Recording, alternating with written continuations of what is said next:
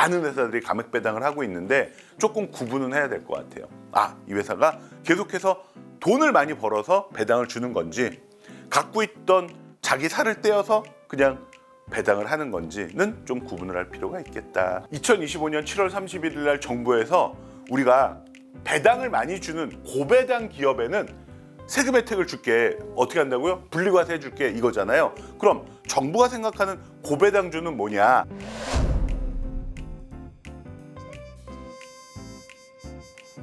안녕하세요, 여러분. 오늘은 조재영 부사장님 모셨습니다. 안녕하세요. 다들 잘 지내셨죠? 네. 웰스에드의 조재영입니다. 부사장님, 오늘은 어떤 주제 알려주시나요? 자, 우리가 닭을 기르면 닭도 팔 수 있지만 닭이 뭐를 낳죠? 달걀. 그렇죠. 달걀 낳죠.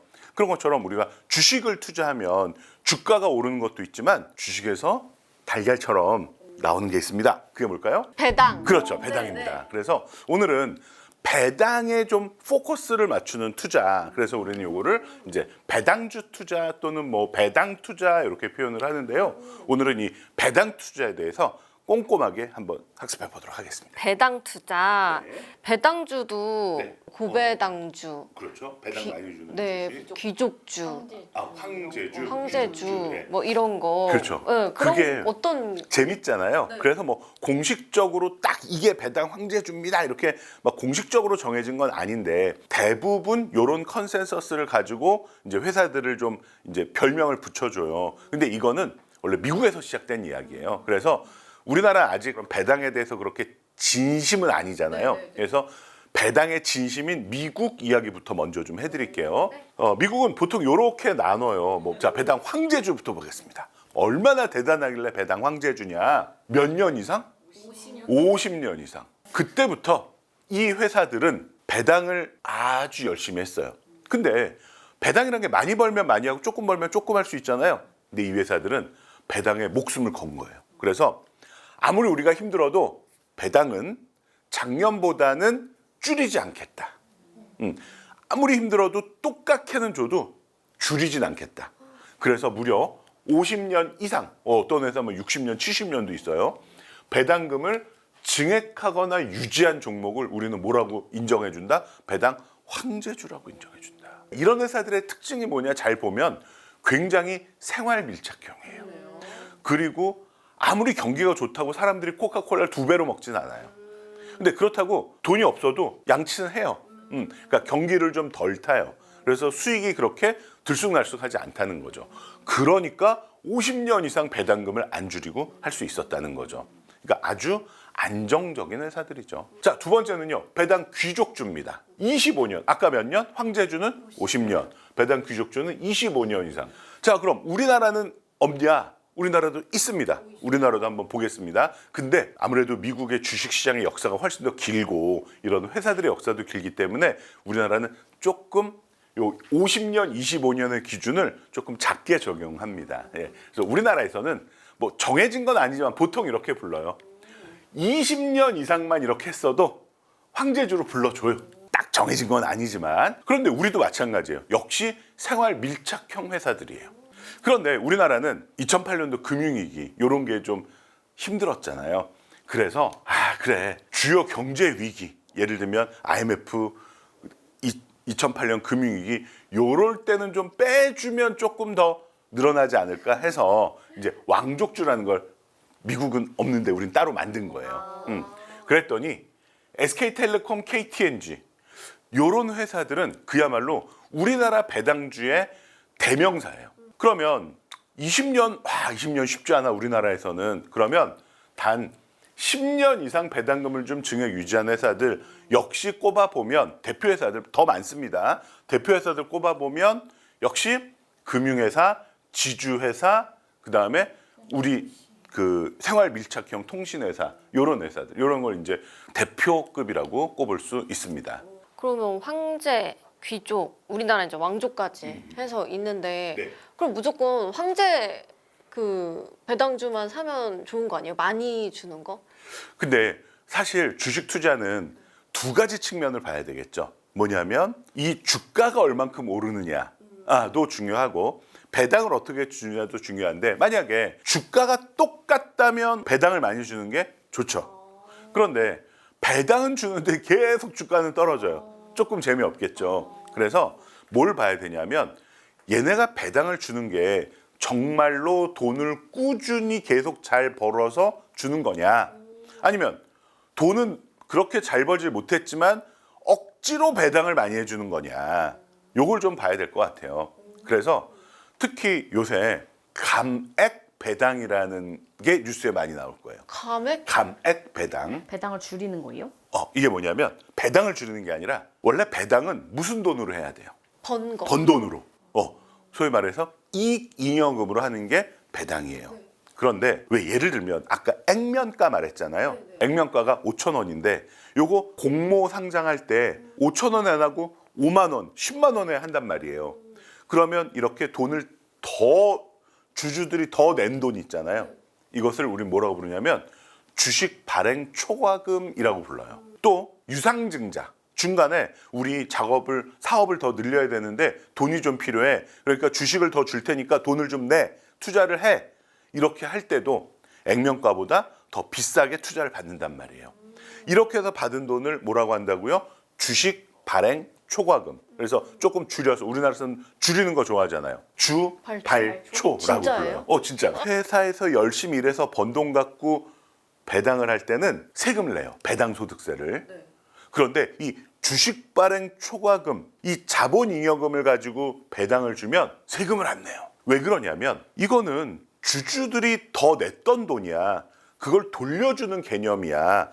라고 해서 자본을 줄이면서 배당을 한다. 그래서 감액 배당이라고 하는 거예요. 그러니까 감액 배당은 번 돈으로 주는 게 아니라 그냥 내가 갖고 있던 돈으로 주는 거잖아요. 그래서 감액 배당에 지금 굉장히 유행처럼 이렇게 많은 회사들이 감액 배당을 하고 있는데 조금 구분은 해야 될 것 같아요. 이 회사가 계속해서 돈을 많이 벌어서 배당을 주는 건지, 갖고 있던 자기 살을 떼어서 그냥 배당을 하는 건지는 좀 구분을 할 필요가 있겠다. 그러면은 감액 배당을 하는 데도 있고 아니면 정말 중간에 배당을 끊을 수도 있어요. 회사가 만약에 돈을 못 벌었다. 그러면 배당해 줄 돈이 없어서 못 줄 수도 있습니다. 또는 돈은 좀 벌었는데 야, 이거 배당하지 말고 우리 재투자해야 돼. 연구해야 돼. 그러면 배당 안 할 수도 있죠. 사실 우리 상장사 중에서요, 배당 못 주는 회사들 꽤 있어요. 그러니까 배당을 무조건 다 주는 건 아닙니다. 못 줄 수도 있습니다. 어디서 결정한다고요? 주주총회에서. 예.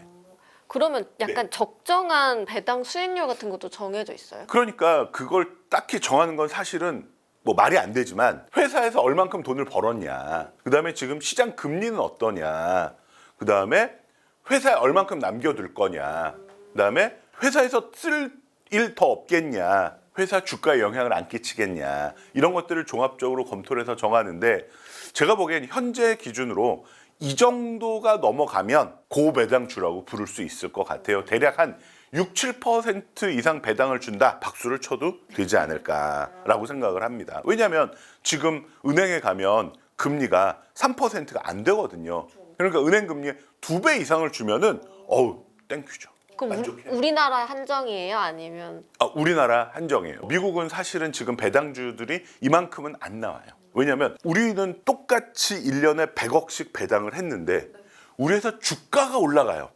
그러면 배당 수익률은 어떻게 돼요? 떨어지겠죠. 사실 지금 우리가 지난번에 공부할 때 은행주 배당 수익률 되게 좋았었거든요.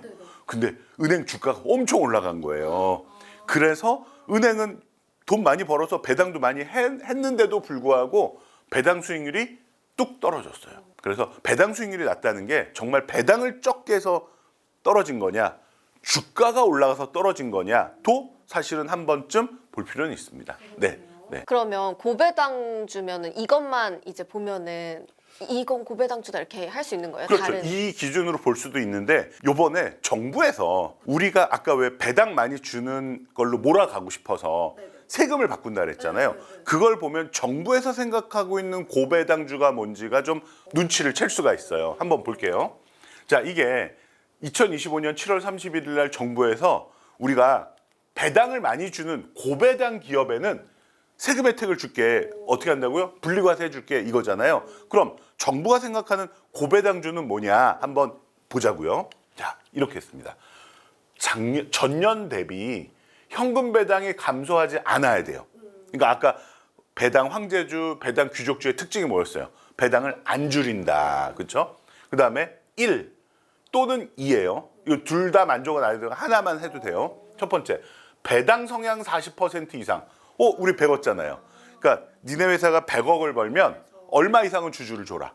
40억 이상은 배당을 줘라. 이 얘기. 아니면 배당 성향 25% 이상 25%만 주주에게 줘도 and 직전 3년 평균 대비 5% 이상 배당이 증가하면, 그러니까 왜 업종에 따라서 40%까지 주기 힘든 회사들도 있잖아요. 그러면 그래도 최소한 25% 이상은 주고 and 지난 과거보다는 좀 많이 주면 인정해 줄게 라는 겁니다. 그러니까 뭐 고배당이란 뭐뭐뭐다 딱 정해져 있는 건 없지만 이제 정부에서는 이렇게 보겠다는 거예요. 그래서 무조건 작년보다 현금 배당은 늘어야 되고 다른 조건 없으면 배당 성향이 40% 이상이어야 되고 아니면 25% 이상이거나 이면서 5% 이상 배당 금액을 증가시키면 정부에서 고배당 기업으로 인정해 주겠다라는 겁니다. 그러니까 우리가 이런 용어를 딱 아니까 이제 쏙쏙 들어오죠. 그리고 아까 말씀드린 것처럼 왜 25%이냐? 아까 뭐라 했어요? 우리나라 평균 배당이 대략 25, 6%라 그랬잖아요. 그러니까 평균보다 많이 줘야 된다. 그런 얘기겠죠? 그럼 아까 또 그 얘기 하셨잖아요. 요즘 월배당이 핫하다고. 네. 저도 그런 거 많이 봤거든요. 네. 뭐 한 달에 월배당으로 얼마 벌어서 직장을 그만뒀다. 네. 뭐 월배당 받는 직장인들이 뭐 어떻게 사는지 막 이런 거 현실적으로 얼마 정도를 투자를 해 놔야 꿈이 크시네요. 자, 한번 우선 이거부터 볼게요.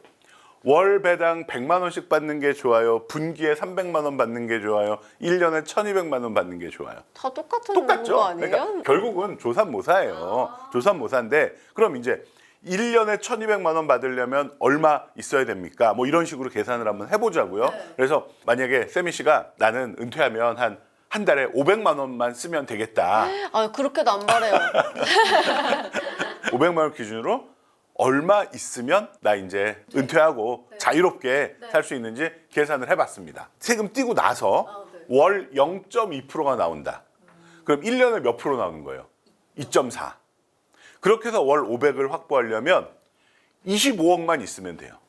뭐 많이라고 하신 거예요 지금? 근데 만약에 월 1%가 나온다. 그러면 연 몇 퍼센트 나오는 거예요? 12%. 그러면 5억만 있어도 돼요. 그렇죠? 그러니까 당연히 그렇죠. 0.2%에서 1%를 몇 배예요? 5배. 그러니까 5분의 1만 있어도 되는 거죠. 그래서 요거 하나 이따가 프린트 해드릴 테니까 책상에 붙여놓고 이 돈을 벌기 전까지는 열심히 일하자. 최소 5억, 1%, 12% 나오는 거 빼놓고는 그럼 이제 뭐 중간 정도 우리 아까 6% 얘기했었잖아요. 그렇죠? 월 0.5%씩 6% 나온다. 이것도 세금 떼고 나서 그래도 10억 있어야 돼요. 그럼 일단 집 먼저 사야 되니까 집 빼고 집 살 돈이랑 빼고 저거까지 집 사고 나서 10억 모으고 넣어두려면은 전화 주세요. 그러면 제가 못 이렇게 드릴 것 같아요. 부사장님 전화 제가 평생 못 드릴 것 같아요. 그러면 뭐 월배당이든 뭐 연배당이든 어쨌건 조선모사잖아요. 어차피 같은 돈 너무 시크해졌어. 그새. 받는 거잖아요. 그러면 근데 배당을 받고 싶어서 배당주를 사는 거잖아요. 그럼 그런 사람들은 투자 성향이 그래도 조금은 보수적인 사람들이, 그러니까 지수가 그렇게 막 약간은 지지부진하니까 어쨌건 난 배당 많이 받는 거 살 거야 라는 사람들이잖아요. 그러면 배당 수익률에 따른 배당 소득세는 어차피 국내 해외 똑같은데 그러면 해외 것만 사는 게 나은 건지 아니면 국내랑 해외랑 섞어 사야 되는 건지. 그러니까 저는 그거를 뭐 당연히 투자 성향별로 뭐 나이대별로 뭐 나눌 수 있겠지만 기본 가정을 이렇게 할게요. 좀 2030 젊은 세대들은 적극적이고 그리고 좀 장기적으로 투자할 수 있고 6070은 좀 보수 안정적이고 좀 외국에 투자하는 게 좀 낯설다. 뭐 요런 가정을 해서 제가 한번 그 카테고리를 한번 나눠볼게요. 폴리오를 좀 약간. 그러면 네. 한번 볼까요? 2030은 저는 이렇게 추천해드리고 싶어요. 외국 문물에 네. 낯설지 않잖아요.